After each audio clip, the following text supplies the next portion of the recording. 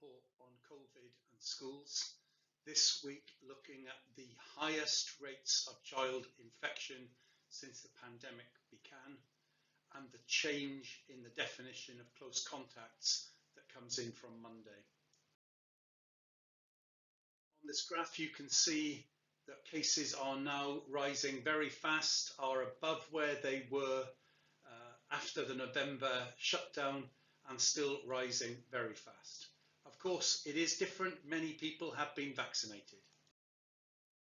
You can see that the cases are rising in England and Scotland.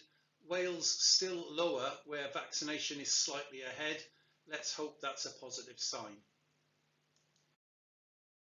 In the English regions, the northeast now at simply huge levels, the northwest not far behind, so there are regional differences. We know that COVID is worse in poorer communities.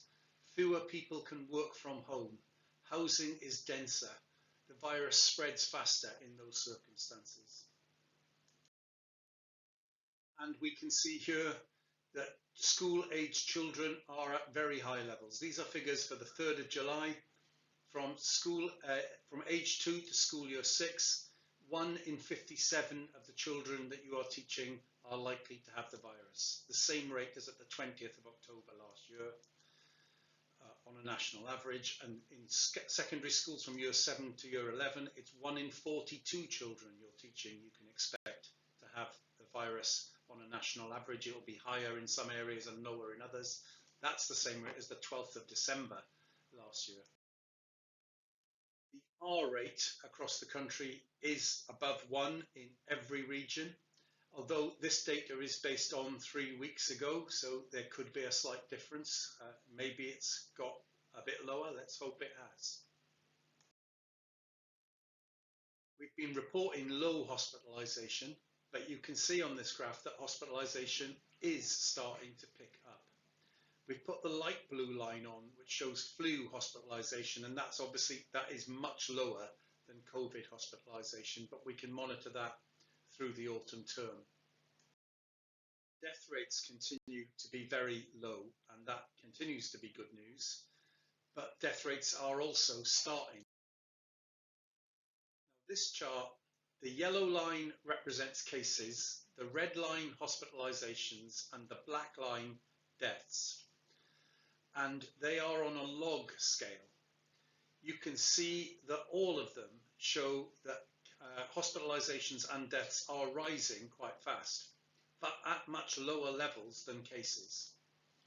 The distance between these graphs tells you that hospitalizations are about 1/50th of cases. 1 in 50 cases goes to hospital, and deaths are 1/140th of hospitalizations. So if there are 50 cases, 1 person goes to hospital. If there are 140 people in hospital, 1 of them dies. In January, hospitalizations were only a 20th of cases, and deaths were only a 40th of hospitalizations. So the vaccination is conveying substantial protection. Do get that second dose as soon as you can. Hospitalizations and deaths are not the only consequences. We continue to see large numbers of outbreaks in schools. 100 primary schools had an outbreak last week. That's 1 in 180 primary schools. 115 secondary schools. That's 1 in 40. 33 special schools. That's 1 in 50. And of course, it's not just the outbreaks.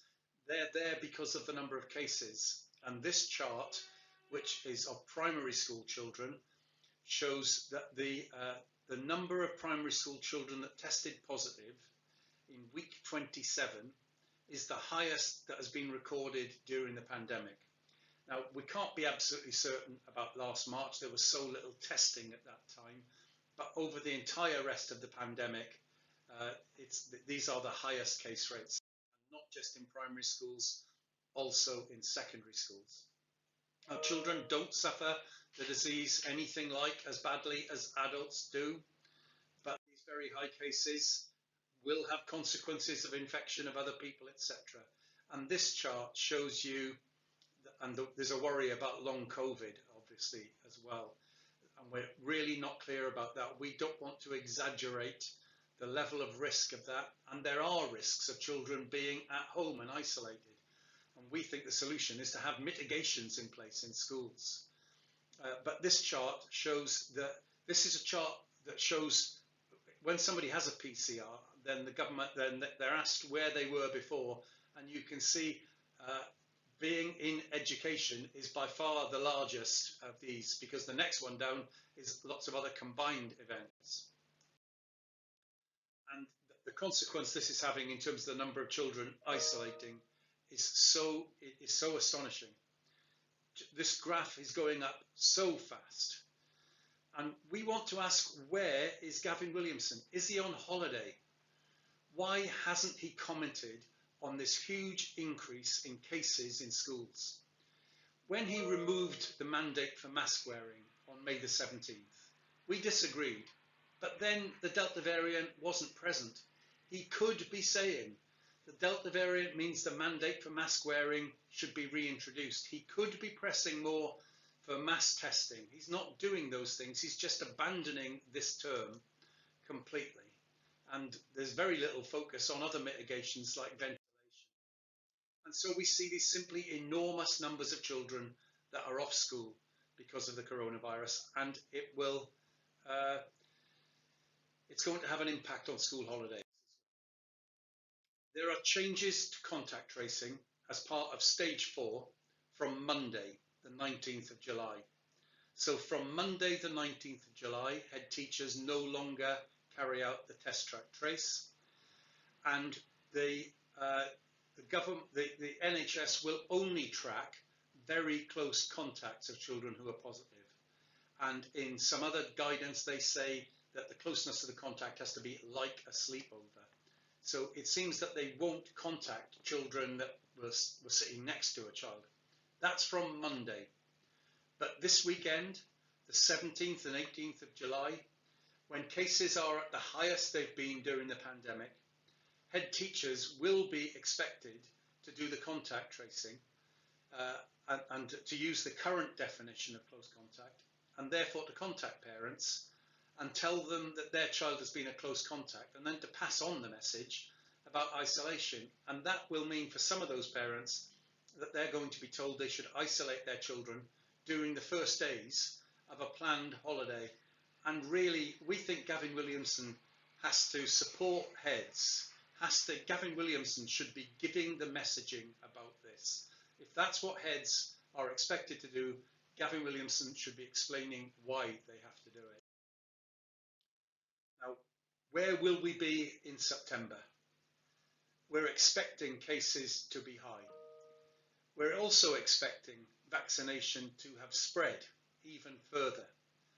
And the combination of those is going to determine the situation that the government faces in September. Some of government advisors, like Chris Whitty, saying that we shouldn't be surprised if hospitalisations might not be low in 5, 6, 7, 8 weeks' time.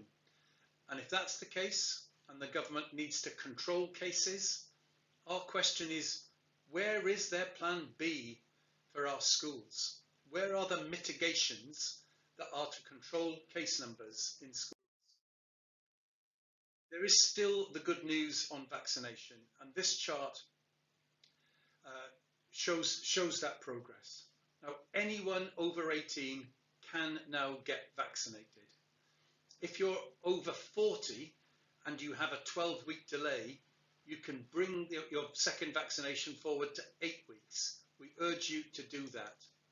On the top bar, which is for all ages, 67% of adults have now had 2 doses, so more than 2/3, and 88% have had 1 dose. It's 94% on the first dose if you include those with an upcoming vaccination. You can see the issue on the 16 to 29 year age band. There is a gap there, and that gap is for 17 and 18-year-olds who have not yet been offered a vaccine. They are 15% of that age group. The vaccination, we think, is very important. We urge all of our members to get their first and their second dose vaccine as soon as they can. It is conveying substantial protection both against symptomatic disease at all, but more importantly against hospitalisation and deaths. So do get those vaccines. There is lots of other information on the NEU website. We will be communicating more as the summer goes on, as we see what's happening with cases, as these things work out around vaccinations. Look at the website and stay in touch with your union. Please watch and share this video. Thanks for being a member.